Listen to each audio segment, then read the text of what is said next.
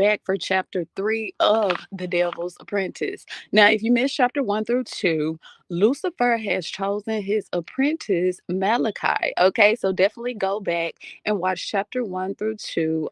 It's the video before this one reflection. Make sure to go on YouTube and subscribe to me and Rumble as well to read the Perez. And with that being said, I'm not here to waste your time. Let's get started. Now, in chapter 1 through 2, Malachi was being mentored. He was being mentored, but he didn't know who his mentor was. Come to find out, his mentor is the angel of light, the overseer of the Garden of Eden, which is Lucifer. Okay. Now, in chapter 3, the name of this chapter is the anointed cherubim who covers. Okay.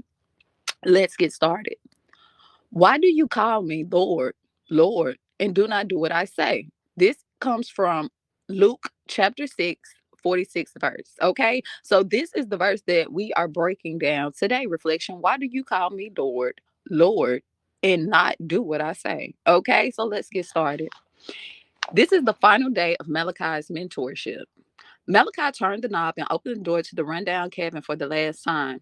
As usual, the air is filled with the sharp creaking sound, which had been a constant companion throughout his mentorship.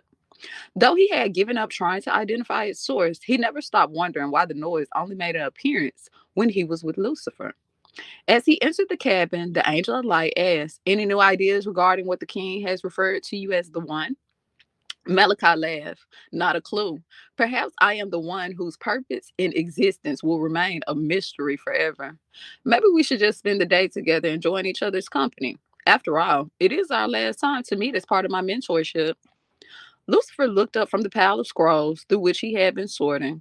Frustration, no anger, oozed from every inch of his countenance. He barked. "Glad you find humor at a time like this. Today is our last chance to learn what the king meant. We can't stop until we figure it out.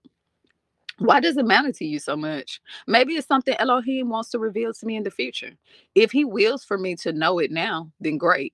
But what if he wants me to experience other events prior to showing me? Can I just serve him patiently until he reveals the truth to me?" So, what do you think about that reflection? Lucifer, this is the last day of Malachi's mentorship with Lucifer. And Lucifer is still trying to figure out why Elohim wanted Malachi to become the one. And it seems like Lucifer is more concerned with why Elohim deems Malachi to be the one more than Malachi is. Let's keep going. Lucifer crumpled up some scrolls and buried his head in it, softly as he was trying to measure his words through the flame of his emotions. As he snarled, "Wait patiently for Elohim? We could be waiting forever. No, I deserve to know what he meant now." Somewhere in the depths of his innermost being, Malachi heard the soft prompting of Elohim. "Wait a second." In a voice not quite his own, Malachi boldly challenged his mentor. "You deserve to know what he meant when he called me the one. Why do you deserve to know something about me? I don't even know if I deserve to know it yet. What and when Elohim chooses to reveal is a matter of his will, and I will choose to be satisfied with whatever he decides. Anything else will be to put my will ahead of his own." So, what do you think about that reflection? Malachi challenged Lucifer. Why do you want to know so bad? Why is this any interest to you? What do you think about that reflection? And that makes you wonder, why is Lucifer so concerned with why Malachi is considered to be the one? Let's keep going. And what's wrong with that, Lucifer challenge? It's your destiny, not his. You have the right to control anything that relates to your being. Malachi couldn't believe how far Lucifer seemed to have slipped away from making Elohim's will the desire of his own heart. Are you saying accomplishing your will is just as important as carrying out the king's will? "In some ways, yes," replied Lucifer. "I'm still working this out for myself. I do know that true fulfillment only comes when we are true to ourselves. If we always submit to the king's will and everything, even when we may want something different, is that really best for us? Is that really what's best for the king? Think about it." "Are you serious?" asked Malachi. Absolutely. Sincerity etched across his mentor's face. After all, isn't perfection an absolute for our king? How can his kingdom still be perfect if those who serve him are constantly placed in a state of discontentment? The perfection of paradise is not found on the perspective of just one of its inhabitants, no matter who the one might be. Malachi found himself torn. The angel's existence was not about Lucifer's will or any other angel's will. It was about carrying out their creator's will. Still, how could perfection be maintained when Lucifer will differ from God's? What if my will becomes different from the king? Perhaps Lucifer is right. Maybe the only way to maintain perfection is to find the way to serve both Elohim and ourselves. But which come first? Thought Malachi. Malachi closes his eyes for a moment and prayed, Elohim, I want to do what is right in your sight. I know my greatest calling is to do your will. However, I can see how choosing to not do my own would introduce imperfection into your kingdom. Which is more important? Elohim whispered in his response into Malachi's spirit like a gentle breeze filtering through the leaves. Seek first my kingdom and my righteousness, and all these things will be added unto you. Delight yourself in me, and I will give you the desires of your heart. The answer was clear. Do God's will first. It seemed to Malachi that Lucifer was searching for a way to make my will be done, possible without bringing himself into conflict with Elohim. It was also clear he still hadn't discovered the solution. As they broke to go their separate ways, Malachi reflected back over things he had heard from Lucifer. Many lessons stood out regarding how to serve the king more efficiently. Still, he wondered, did I learn more about serving the king or about questioning the absolute power of his will? Malachi's mentorship ended with the same pressing questions remaining that he had on his very first day.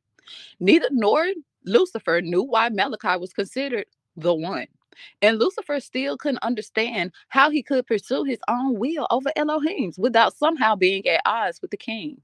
Instead of a warm embrace and well wishes for the future, Malachi left the cabin in silence. Lucifer head buried in scrolls as his final image from the experience. So what do you think about this? This is Malachi's last mentorship, the last day with Lucifer reflections.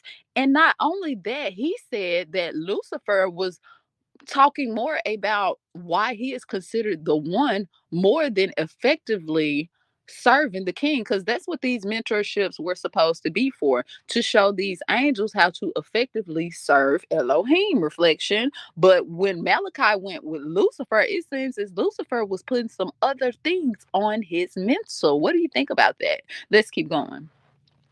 Following his mentorship assignment with Lucifer, Malachi began his formal service of the king. In each assignment, demonstrated unparalleled devotion to his creator, both in his reverence for the king and zeal for his will. There was no thought of self.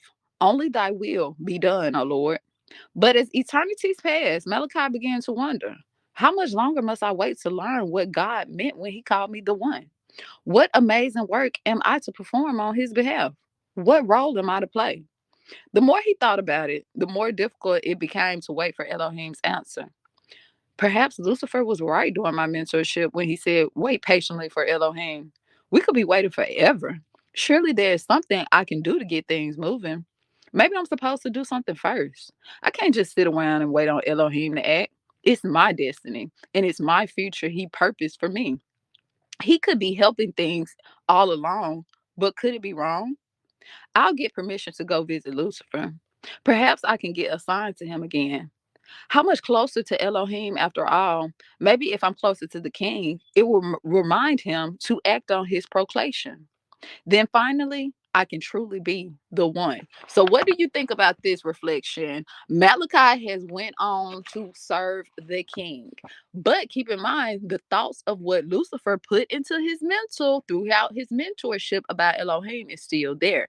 Malachi feels like that there is more to his purpose. What do you think about this reflection? Okay. Now this is actually the end of chapter 3. This is the end of chapter 3, okay? Now, Malachi is definitely thinking about going back to Lucifer. Do you think this is a good idea that Malachi is thinking about going back to his mentor, the one who was putting these ideas in his head about how to better self? Okay, reflect.